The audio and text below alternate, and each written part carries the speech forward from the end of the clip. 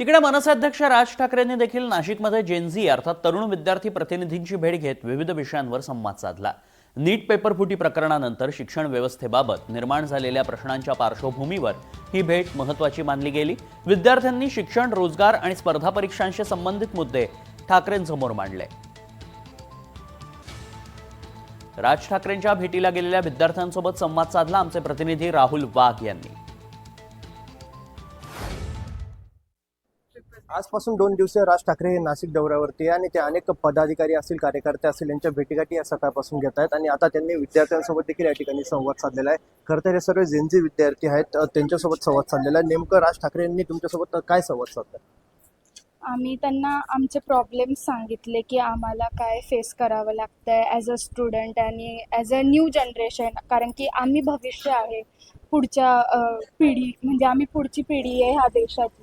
तर मग गव्हर्नमेंटने आम्हाला कॉकरोच असं बोललं गेलं होतं, तर आम्ही कॉकरोच आहेत का असं आम्ही त्यांना प्रश्न विचारला। पण ते बोलले की त्यांनी आम्हाला प्रत्येक गोष्टीमधून इन्स्पायर आणि मोटिवेटच केलेलं आहे। मग आम्ही खड्ड्यांवर पण बोललो, नाशिकचे खड्डे हे खूप वाढले आहेत, तर ते त्याच्यावर पण बोलले की ते त्वरित ॲक्शन जितकं त्यांच्याकडून पॉसिबल होईल तेवढं घेणार ते आणि आमचे सगळे प्रॉब्लेम्स ते सॉल्व्ह करणार।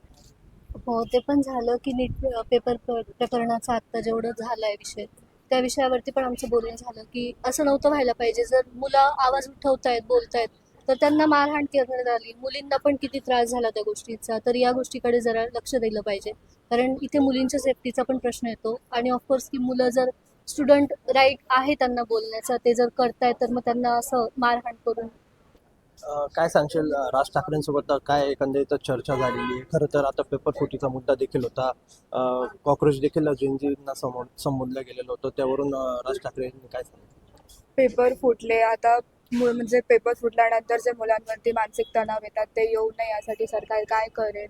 आता जंतर मंतरला जसं की जंतर मंतरला जे मारहाण झाली ती होऊ नये याच्यावरती ॲक्शन्स घेतली गेली पाहिजे, तर सरही बोलले की घेतली जाईल ॲक्शन।